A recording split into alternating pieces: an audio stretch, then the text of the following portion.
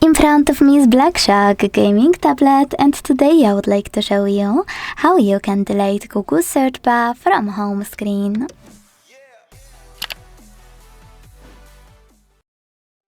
First of all, hold your search bar and wait for remove section to show.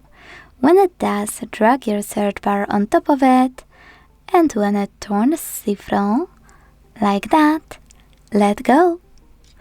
As you can see, after a few seconds, my search bar was successfully deleted. Quick tip: if you ever wanna restore it, hold your display and hit widgets in the pop-up. Then scroll to look for Google app, tap on it.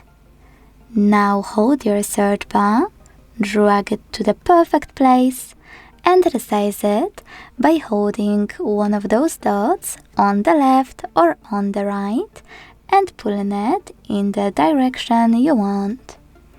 Then tap on your screen. Thanks so much for watching. If you enjoyed this video, leave a like, comment and subscribe. Bye!